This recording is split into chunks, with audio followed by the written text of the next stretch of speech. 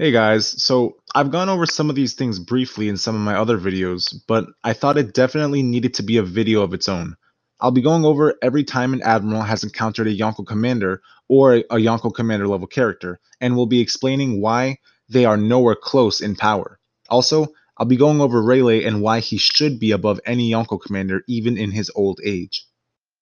First, I would like to point out that we have never seen an admiral go all out. We have only heard of it, and that's when Aokiji and Akainu fought for 10 days and Akainu barely won. So, any other time in story, the admirals weren't going all out.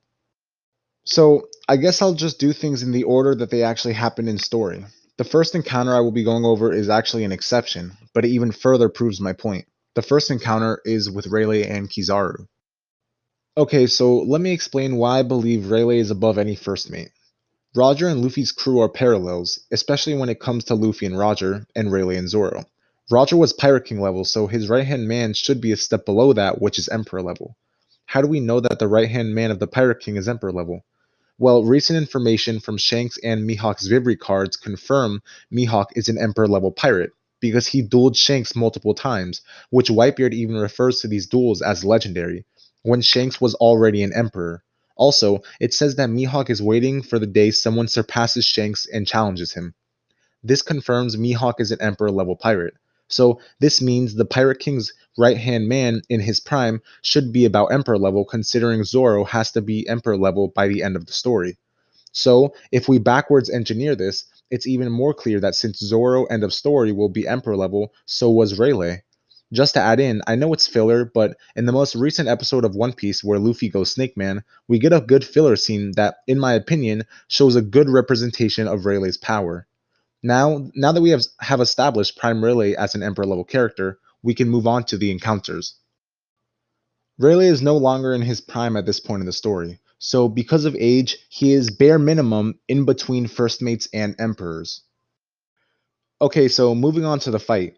Rayleigh gets a free slash in on Kizaru's face, but Kizaru is so much stronger than him that the only thing Rayleigh managed to do is give him a small paper cut on his cheek. They then go on to have a scuffle.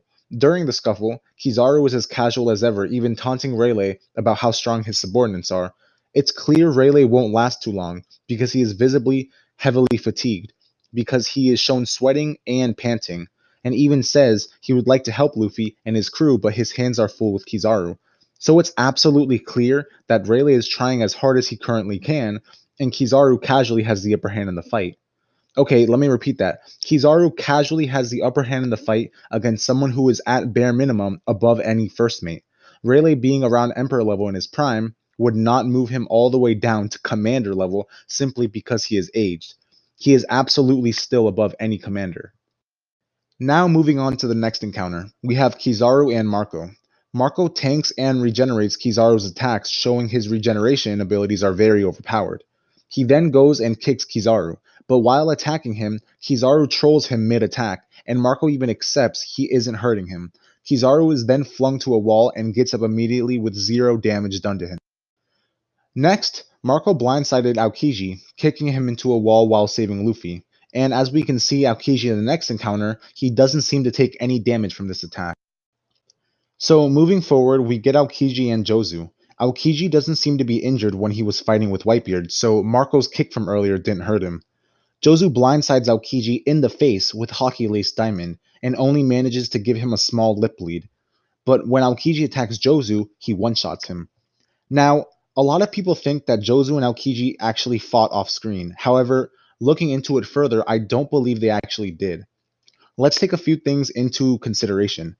First, the Admirals are there as a last line of defense. They are heavily nerfed in this war and can't go all out. Secondly, after Marco gets hit to the ground by Garp, there is a panel with Kizaru just standing in front of Marco, but there are no implications that they were fighting. It's more like Kizaru was just making sure Marco didn't get by him to save Ace. This is most likely what Aokiji was doing to Jozu.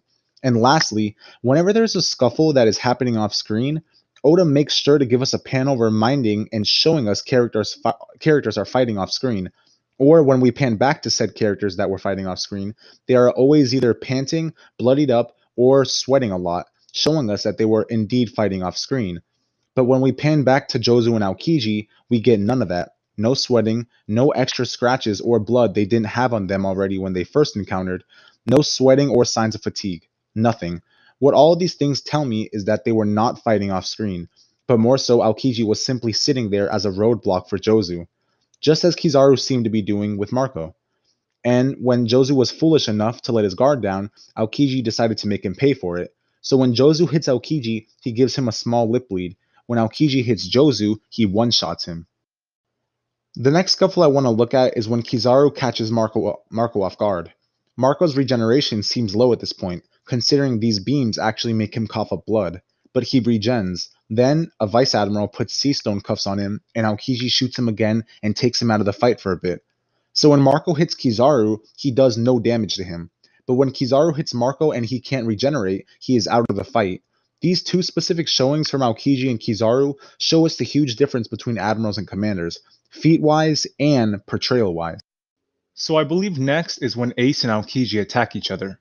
Now, a lot of people think this shows that commanders and admirals are relative, but the only thing this shows is that Aokiji has a bad matchup with Ace devil fruit-wise. People need to remember that the admirals have overall much higher physical stats than commanders, as seen with how Kizaru casually had the upper hand against someone who is above any commander. So yes, Ace canceled out an attack from Aokiji, but Aokiji's physical abilities are much higher than Ace's, considering that all the admirals are relative, and we know that Kizaru can handle people above first mates without even going all out. The next encounter is between Akainu and Ace. Ace and Akainu shoot their elements at each other, and because Akainu's is simply hotter, he overpowers and burns Ace. He then goes to kill Luffy, and Ace jumps in the way saving Luffy, and gets one-shot by Akainu. Akainu then goes for another casual punch, considering he is only trying to put down an already half-dead Ace, and Jinbe manages to stop Akainu's casual punch. However, in the process of doing this, Jinbe uses a water technique to try and negate Akainu's magma, but he still gets his hand and arm melted in the process. Then, Marco and Vista both attack Akainu, but since he is so much stronger than them, they barely do any damage to him. Again, showing that commanders and admirals are not relative in power. By the way, I should note, this is after Akainu was blindsided by Whitebeard, so this is a heavily injured admiral. The final encounter in Marineford is when Jinbe is running from Akainu, and Jinbe attacks Akainu and does seemingly zero damage to him because Akainu is so much stronger. And then Akainu proceeds to one-shot him. Some people might not think that Jinbe is commander level, but I personally do believe he is low commander. Oh, and one last thing, I forgot to mention that Akainu actually takes on the remainders of the Whitebeard pirates, plus Crocodile, after Akainu was severely injured by Whitebeard, and it's implied that he gets the upper hand versus all of them. Moving into the New World, at Dressrosa, we have two scuffles. The first is between Sabo and Fujitora, which, by the way, most of happens off-screen, but we actually know that they were indeed having a scuffle off-screen because we are shown evidence that they were, as opposed to Aokiji and Jozu back in Marineford. Anyways, when we pan back to them, Sabo is heavily scratched up and is panting, as opposed to Fujitora, who is completely fine.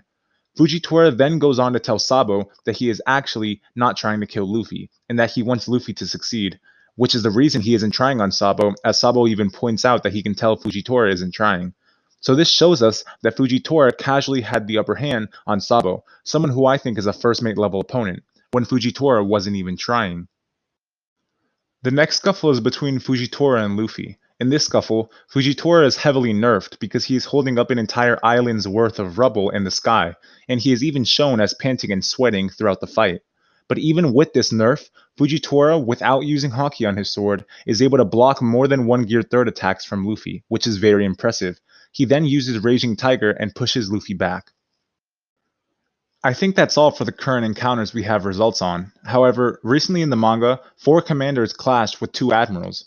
We don't know the outcome of this fight, but I believe the admirals won this. Even with the nerf they have, considering they don't want to destroy Marijoa or hurt any celestial dragons, in my opinion it will be even more proof that admirals and commanders are not relative. Not to mention, would Oda seriously have Green Bull lose his first match we know he is having when Oda hasn't even fully revealed his character yet? Or before Fujitora even gets his first real battle? No, there's no way. In my opinion, there's absolutely no way Oda would have the Admirals lose that fight. Also, yes, I am assuming that the Revolutionary Army are relative to a Yonko crew. So yeah, I believe their commanders are also relative to Yonko commanders. Alright guys, after going over all the encounters Admirals had with commander level characters, it's very clear they are not even close to being relative.